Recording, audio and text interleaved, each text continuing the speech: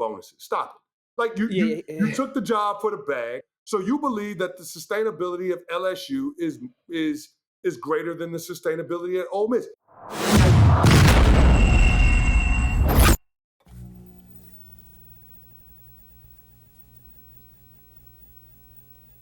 A little bit, but let's talk about some football. And oftentimes, I'm not a big college football dude, but when things happen in college football, I got to talk about it.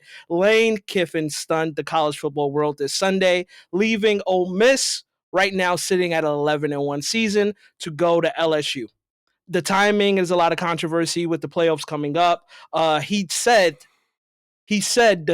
that they denied his ability to coach throughout the playoffs. Canty, I know this is one of the top stories right now in sports. I heard that this is his routine act is to do things like this. What do you think about what Lane Kiffin did? Oh, there's no other way to describe it than to call it some sucker shit.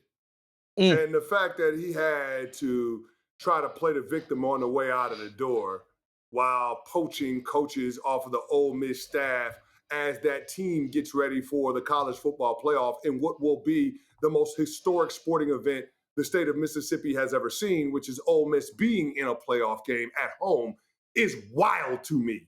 It is absolutely bizarro world. But this is what Lane Kiffin does. He's trying to control the narrative. He doesn't want to be framed as the villain or the bad guy. But what he did was take the bigger, better deal.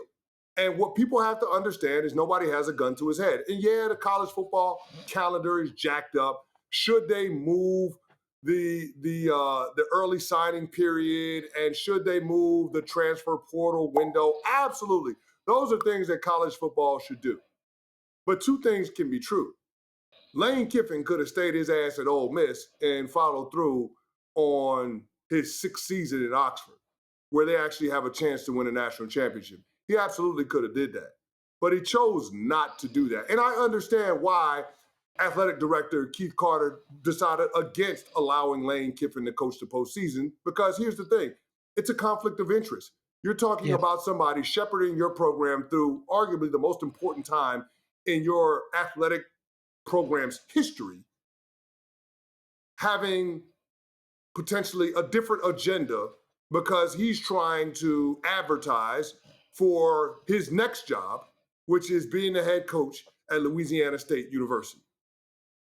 So anything that he does in the postseason, how he coaches the players, the amount of time that he dedicates to the game plan, the amount of time that he dedicates to making sure Ole Miss signs really good players during this period, both out of the high school ranks, JUCO, and the portal, I think you have to question all of it. And that's the biggest issue that I have. So, I mean, no other organization would be on board with Lane Kiffin doing that. That's, it's like inviting somebody to a house party and then watching them people walk away with your stuff. You just they fucked up all the chicken. You just wouldn't do it. And so it's wild to me that that Lane Kiffin went to this thing with the expectation that he would be allowed to do this. Either he's incredibly naive or he's incredibly insidious, because he wants to frame it as if he wanted to stay, with knowing all along that they would never let him coach it. You leave those kids in the lurch. You cast a cloud over the program on what should be a celebratory occasion. I hate it. You said the best thing. He's trying to set up the scenario for us to have some kind of empathy to him in that decision making. I'll tell you something he said. I don't have empathy for nobody making $13 million a year. No. You get $13 million a year on a 7-year contract. You're making over $90 million a year before you even factor in any bonuses. Stop it. Like you took the job for the bag. You took the job because you could offer the players you're recruiting a bigger bag. So you believe that the sustainability of LSU is greater than the sustainability at Ole Miss. And I got no problem with that. Let me be clear about it. I'm a capitalist. So if it comes down to the money, both yours and your players, and you feel like LSU has got more, cool. Just come out and say that and let it be clear so the succession can be organized. But having this gray area, it just doesn't work. It's like when you're in a relationship with a girl. You never want to live in the gray area. Like, what are we doing? What are we to? I mean, once upon a time, I guess I wanted to live in the gray area, but that's because I was learning how to be a player like Bill Bellamy.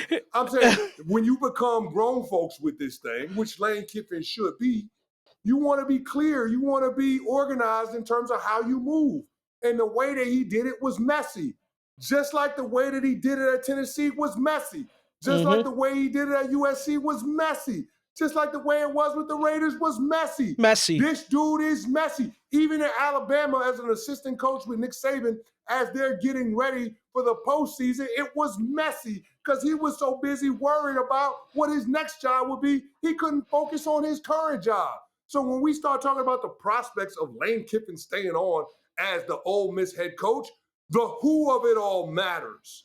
And Lane Kiffin has shown that he's not trustworthy in that regard. Now, we are both church kids. You know what I mean? You're a pastor's kid. I mean, every uncle, aunt in my family are ministers. We all grew up in church.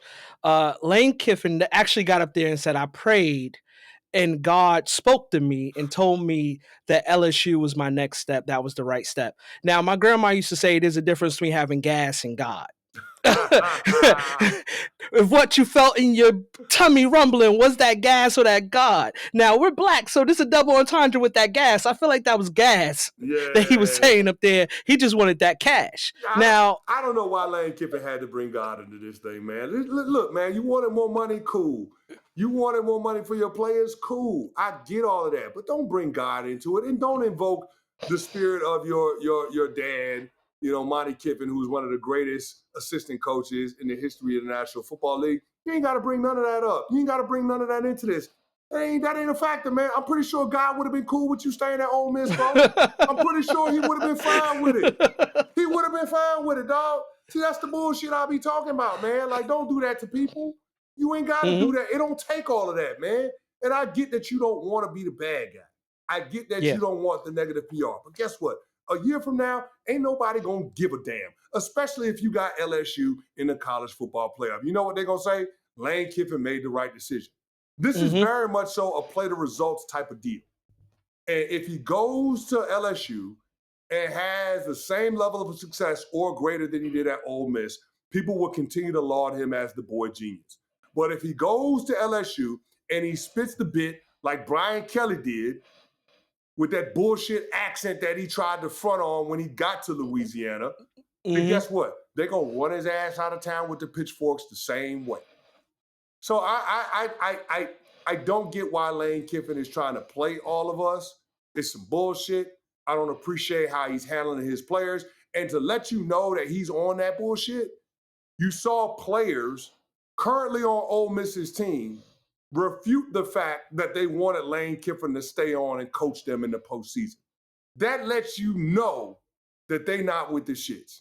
And if they not falling for the banana in the tailpipe, why should we?